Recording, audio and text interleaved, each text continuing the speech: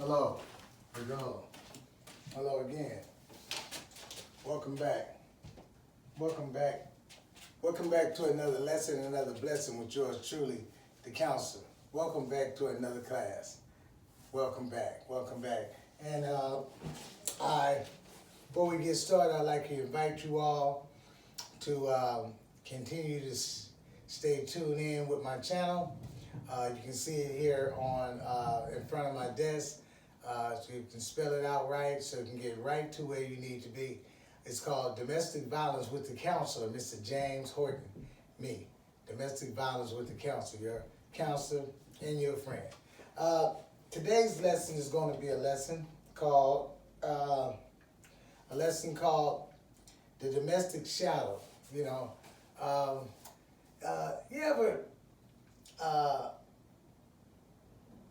been the shadow of a neighborhood, a friend, the shadow of a relationship, your partner or whatever, and people have thrown out statements like, you're so-and-so shadow, you're this, you're that. You're not the front line person, you're the back line person. You're the shade behind the image, right? The shade behind something, right? So I just wanted to kind of like warm you up a little bit on this particular topic we're going to address. So it says, what is and how does one define a domestic shadow? The definition of domestic shadow is described as a dark area or shape produced by a body coming between rays of light and a surface. A shadow is when someone follows someone closely and secretly. Shadows describe the shady part of a picture. Domestic shadows are described as sons being in the shadow of their fathers and daughters being in the shadow of their mothers. Shadows are also known to follow the trails of ugly, unhealthy, as well as good behavior of others. Domestic shadows are also known as domestic shades. You know, like that's shade right there, you know, just a new word I'm practicing on from some of you young people. Okay. Known as domestic shades, they shadow the shady side of most shady people. It says domestic shadows are also known as domestic shades that shadow the shady side of most shady people. Ask yourself questions. Number one, domestic shadow. Are you known as the shadow or the shade in most serious intimate relationships? Are you known as the shadow or the shade in most intimate relationships you get in, right? Just that question, I just want your mind to work. You know how I get out. So, are you known as the shadow or the shade, right? I mean, like, you know, it's not always so bad if you're just kicking back, you know, on the shadow side, but, you know, but what about that shade, right? What about that shade side of yourself? All right, number two, domestic shadow. Are you known to use the shadow to block your shade in most abusive domestic violence relationships? Domestic shadow. Are you known to use the shadow to block your shade in most abusive domestic violence relationships? Right? You know what I'm trying to say? I mean, they cover up stuff. That inside where you just pretend like you don't have a problem in the area of domestic violence. You don't have a problem relating to your partner, trusting your partner, keeping your partner safe, even against yourself. You don't. You. That's not you. So many times we go in there, we tell a bunch of lies, and to cover up what's really going on in us. Cover up that we're not ready for a relationship. Cover up that we have deep-rooted issues that we may have even grown up with, and now displaying ourselves in our own so-called grown relationships. So, you know, are you using the shadows to cover up the shade? Number three, domestic shadow frame in search of fortune and fame. Did you know it's hard to see your full picture when you're still hiding behind the shadow of your picture frame? Domestic shadow frame in search of fortune and fame. Did you know it's hard to see the full picture? It's hard to see your full picture when you're still hiding behind the shadow of your picture frame. It's hard to see what that picture really look like. You all in the shadow, right? You all shaded up with we can't see who you are. Step out. Step outside the picture frame and let us know who you are. That's the only way, man, we can make a good decision to say if you're worthy to be chosen, if you're worthy to be in a relationship, if you're worthy to be by yourself. Because sometimes some of us not even trustworthy to be with ourselves. We with a maniac, we with a fool, a psycho, a killer, even. So something to think about. Number 4, domestic shady shadow. When it comes to your issues with domestic violence, are you known to hide behind your shadow or shine the light on your shady shame? Domestic shady shadow. When it comes to your issues with domestic violence, are you known to hide behind your are you known to hide behind your shadow or shine the light on your shady shame? Right? I mean, we're hiding again. We're hiding, man, and it takes courage to step out. It takes courage to find you within you. It takes courage even to step out of that old model, that picture that you thought was cool, that picture you thought was beneficial by being so close up on something, being so close to the mess. It's hard sometimes because your mind is trained and you don't see it. People tell you years later, and he's like, hey, I'm so glad to see the real you. He said, what do you mean? He said, well, I always known you to be a shadow. And now I'm seeing who you really are today, and it's a great thing. Thank God you found yourself. It's what people will tell you.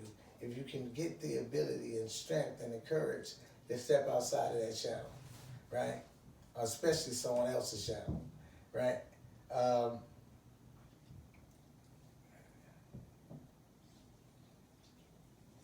Okay, number 6, domestic shadow, hiding in shade. When it comes to hiding who and what you're all about in life, are you the shade hiding in the shadow or the shadow hiding in the shade?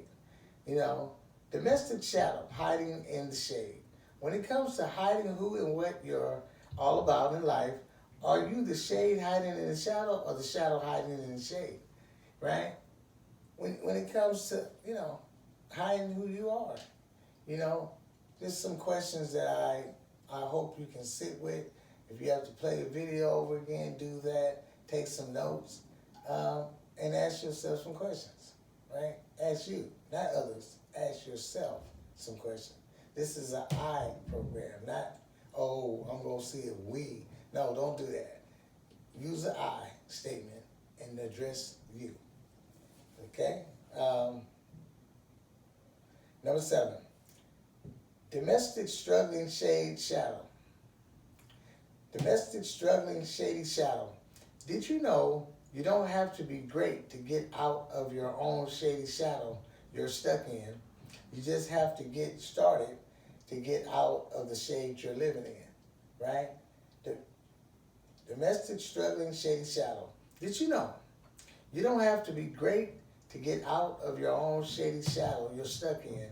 You just have to get started to get out of your own shade that you're stuck in, right? You ain't got to be great, but people be like, I hear, asked a brother the other day, Spirit told me, say, ask the brother to go to church, right? Just go in there and know you ain't been opening all the way up to him. And so sometimes I have to feel it, sometimes I just have to feel the presence of God guiding me to address certain things, because this thing is not all simple. So I asked the brother, say, hey man, I hope to see you in church, But what I know from my own experience from the past is that I've been in a place out there in the wild world, and I remember people asking me to attend church, to take some time out for God. And I remember feeling like I was so deep in the world that I couldn't get with God. And I couldn't do it, especially in front of people. And so I remember role playing or being in some kind of messy road of life that I didn't think I was worthy, or I couldn't do both, or like God wouldn't understand, But I come to find out that wasn't true. God is with me and with you at all times, all times. So, get out the shade. Get out the shade, man, and, at least part of the day, let God put some light on the shade, and crawl up out of there if you have to, There's nothing wrong with crawling because you're on your knees when you're doing it. So you can even say some prayers before you stand on your feet. All right. Okay, number 8. We're going to close this out. It says, domestic shy shadow. When it comes to you applying for a job, meeting and greeting new relationship partners or potential spouses, are you known to allow your domestic shy shadow to help you or hurt you when you're going after what you want and what you need? Right? All right? Domestic shy shadow. When it comes to you applying for a job, meeting and greeting new relationship partners or potential spouses, are you known to allow your domestic shy shadow to help you or hurt you when you're going after what you want and what you really need in life, right? Are you going to allow that shyness to just like, I'm too shy to say something, but you might miss the opportunity and it'll eat you up for the rest of your life that you didn't say anything. You might be in a position to where you can be chosen for the next movie role in some great movie or some very strong movie that can take you on and change your life into some great things. But if you don't speak up, I've learned this myself. Some people say it's better to be prepared for an opportunity or a situation and not have one than to have an opportunity or a situation and not be prepared, right? Some of you say, if you stay ready. And I like this too, because it breaks it all down. Same thing I just said. If you stay ready, you don't have to get ready. All right? So let's all stay ready. And let's keep working on this love thing for our community and for our people. Let's start valuing each other. Even if you don't have value for yourself, have some value for your fellow brother and your fellow sister. Because the value that they may have that you can join with can start rubbing off on you. And your value level will go up. All right, that's going to be it for yours truly, the counselor, Mr. James Horton. Thank you for attending my group.